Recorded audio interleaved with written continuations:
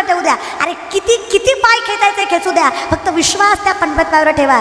जी लोक अपमान करतात ना, तीच लोक एक दिवस सन्मान केल्याशिवाय राहणार नाही. तो दिवस येईल, फक्त विश्वास. ट्रस्ट फार मोठा इश्यू आहे. देवाने वाटोळं केलं हा शब्द ज्या दिवशी तोंडातनं निघेल ना, त्या दिवशी समजायचं आपला आणि देवाचा सहसंबंध राहिला नाहीये. बायको लेकरं अन्न करून मेली तुकोबांची, तरी तुकोबा म्हणले बरेच झाले देवा, निघाले दिवाळे, परिया दुष्काळे पिढा गेली. काय वाटतं तुकोबाराय गरीब होते? तुमचा भाग आहे ना, जवळ येत ना तुम्ही. गरीब होते का तुकोबा? सावकार होते. 65 लाखाची सावकारकी होती तुकोबांची. किती? आत्ताचे नाही, 450 वर्षापूर्वी. आत्ताचे 10 लाख म्हणजे तेव्हाचा रुपया, अशा हिशोबाने 65 लाख. 25 बैलगाड्या कर्जपत्रांनी भरल्या होत्या, जेव्हा कर्जपत्र इंद्रायणीत बुडवायची ठरवली होती. किती बैलगाड्या? आजची तरुण पिढी म्हणते एवढं एवढं केलं की किती केलं मी तुझ्यासाठी. आजची माणसं म्हणतात अरे किती केलं तुझ्या वाईट काळात मी. 25 त्याग कळतो का? त्याग. 25 बैलगाड्या एका कागदावर 100-200 एकरी जमिनी घाण होत्या तुकोबाकडं. एका कागदावर अशा कागदाच्या 25 बैलगाड्या इंद्रायणीत बुडवल्या. का संत समजून घ्यायचे माहीत आहे? त्याच्याशिवाय माणुसकी कळणार नाही.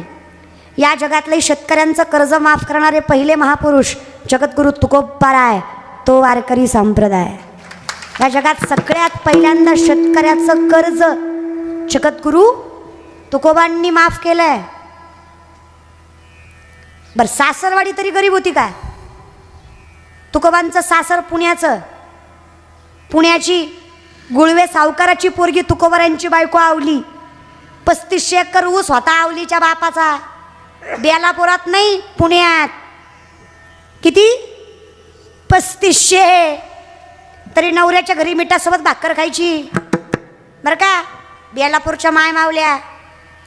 1.25 एकर ऊस आहे आपल्या बापाचा, तरी भांडणात नाचती. माझा बाप काही भिकारी नव्हता, तुझ्या सगळ्या दलिंदरच्या दारात दिलंय, लय मोठ्याची मी. माझं डोळं फुटलं, मी तुला वय म्हणलं. माझ्या घरी लय श्रीमंती जळत होती, माझं डोळं फुटलं, मी तुझ्या पदरात पडले. खरंय ग माय. पण तुम्हाला एक माय म्हणून सांगू, लेख म्हणून सांगता, तुम्हाला जास्त परमार्थ करायची गरज नाही. तुम्ही फक्त संसार आत्मीयतेनं सांभाळा.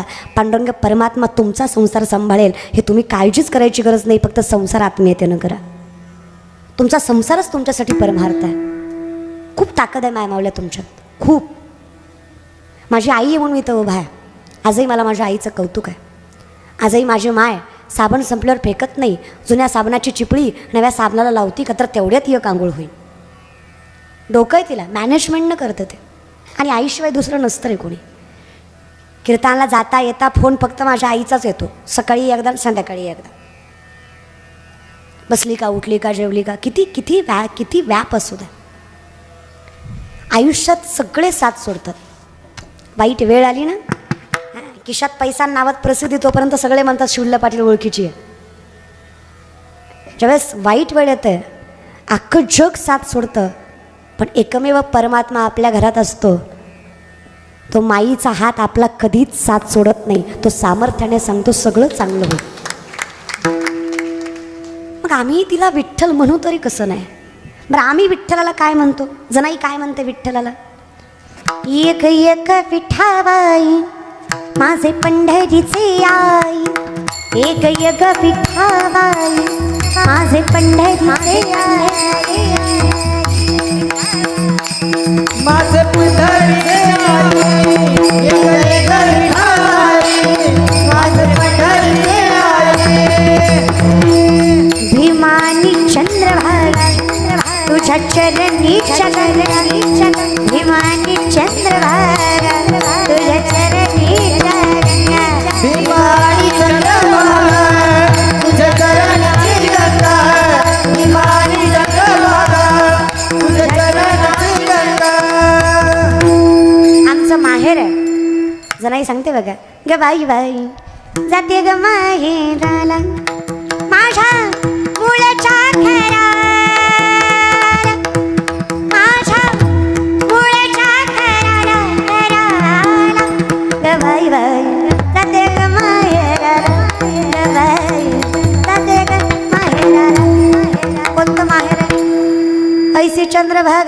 ऐसा भीमा तीर ऐसा विठेवर देव कोठे ऐसा विठेवर देव कोठे कुठे ते जाईन गे माय तया पंढरपुरा भेटे न माहेरा आपोलिया. मग साधा विचार करा, विठ्ठल जर माझी माय आहे तर माझी माय कोण आहे? विठ्ठल माझी आई आहे, मग माझी आई कोण आहे? आहात का गेलात? आई जर माझी विठ्ठल आहे तर माझी आई कोण आहे? विठ्ठलच ना. तुका म्हणे माय बापे अवघी देवाचीच रूप आहे.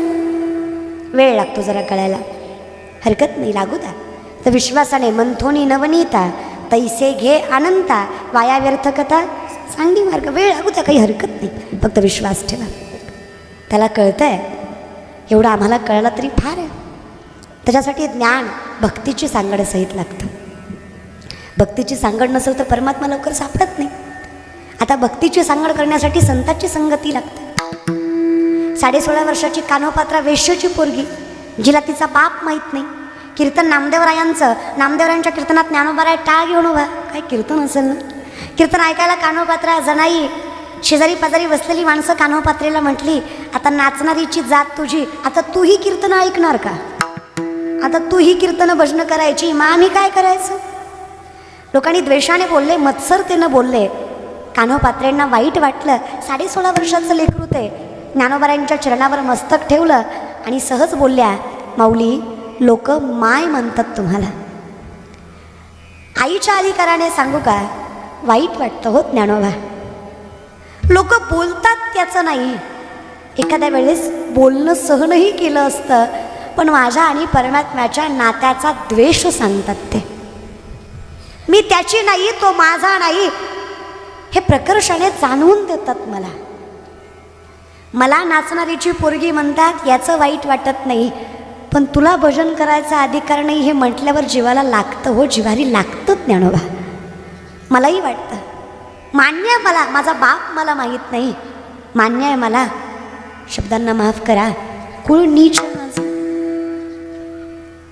खालच्या कुळात जन्माला आले मी. पण खरं सांगा, माय आहात ना हो तुम्ही, मग आई म्हणून सांगा, कुळात जन्माला यायचं माझ्या हातात होतं का? कुणाच्या पोटी जन्माला यायचं हा अधिकार माझा होता का? पण नामचिंतन घ्यायचं हे कर्म तरी माझं असू शकतं ना.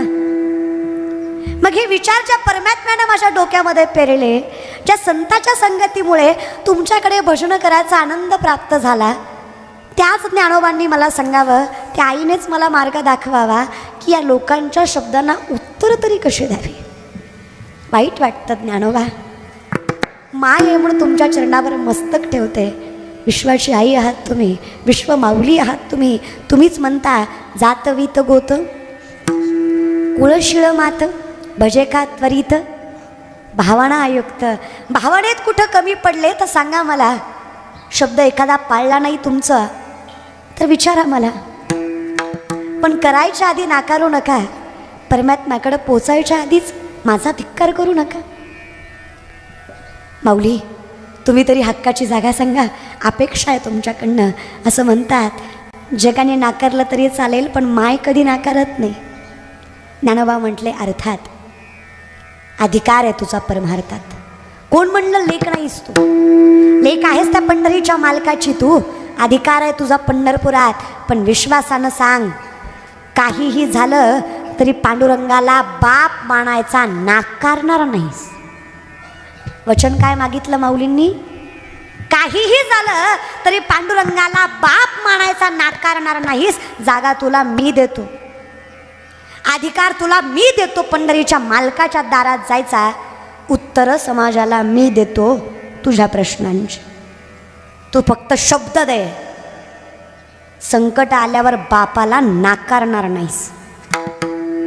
कान्होपात्रेने शब्द दिलाय, जीव घाण टाकेल पण पंढरी सोडणार, बापाला सोडणार, बाप भेटल्याशिवाय माघारी येणार. शब्द दिला ज्ञानोबारायांना. मस्तक ठेवला माऊलींच्या चरणावर, पायात बांधली चाळ, हातात घेतला टाळ, बांधला विना आणि पंढरीचा नामघोष करत चिपळ्या वाजवत गाठली पंढरी.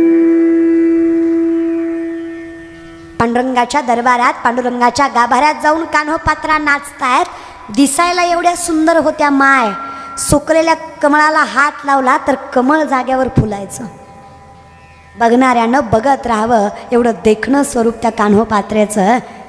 त्याच दर्शनासाठी बिदरचा राजा, राजगादीवरचा अधिकारी परमात्म्याच्या भेटीसाठी आला होता. पहिलं पंढरपूर कर्नाटकात होतं, महाराष्ट्रात नाही. कानडा राजा पंढरीचा, कानडा हा विठ्ठलू, कर्नाटकू फाळणीनंतर ते महाराष्ट्रात आलं. बिदरचा राजा दर्शनासाठी आलाय. बेधुंद होऊन नाचणारी गाभाऱ्यातली पोरगी पाहिली आहे. देवाच्या दारातही वासना निर्माण झाली आहे. राजा म्हणला एवढी देखणी पोरगी कोणाची? लोकांनी सांगितलं वेश्येची. अरे सांग तिला इथे कुठे नाचते, दरबारात नाच, राणी बनवून ठेवेल. अहो विचारा तिला येतेस का? येत नाही राजन, धरून आण. सैनिक लावले पाठीशी. कान्होपात्रेला कळावं आता प्रश्न जीवाचा नाही, प्रश्न आबरूचा आहे. परमात्म्याच्या अगोदर स्पर्श कोणाचा होता कामा नये. मी देवाच्या चरणावर मस्तक ठेवल्याशिवाय पंढरी सोडता कामा नये. ज्ञानोबरायांना वचन दिलंय, पण पाळू तरी कसं? 16.5 वर्षाची तरणी बांड पोरगी जर सैनिकाच्या हाती लागली तर जीवाचा आणि आबरूचा दोन्हीचा धोका आहे. नाही केला विचार.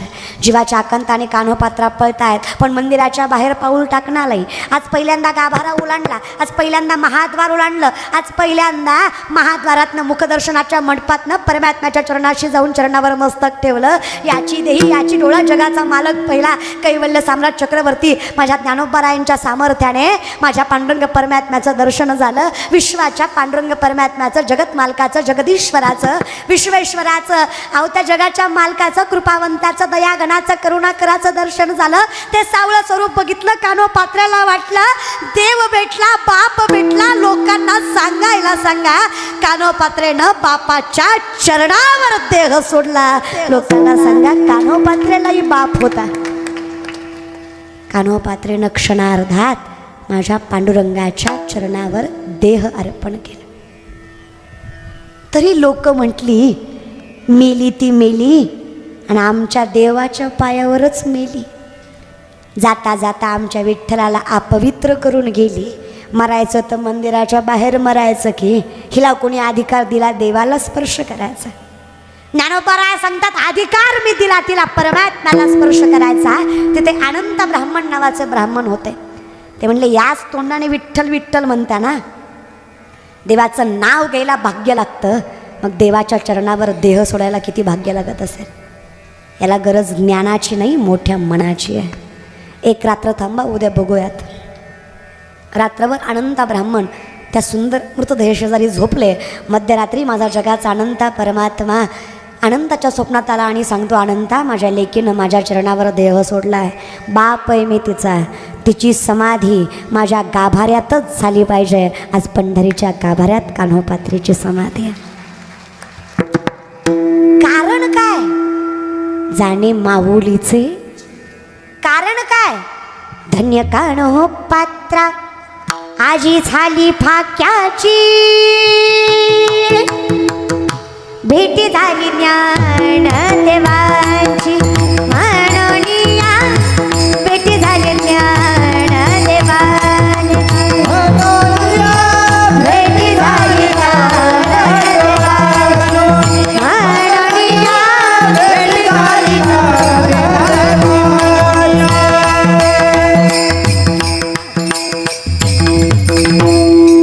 धन्य कान्होपात्रा आजी झाली फाक्याची. काय भाग्य माझ्या पंढरीच्या मालकाच्या गाभाऱ्यात समाधी आहे. आज तिला मस्तक लावल्याशिवाय पुढं जाता येत नाही. किती भाग्य आहे. पंढरपूरला गेलायत का? मरायच्या आधी जा, नाही वारीत जमलं तर हाफ तिकिटावर तरी जा, नाही हापवर जमलं तर मोफत हुस तरी जा.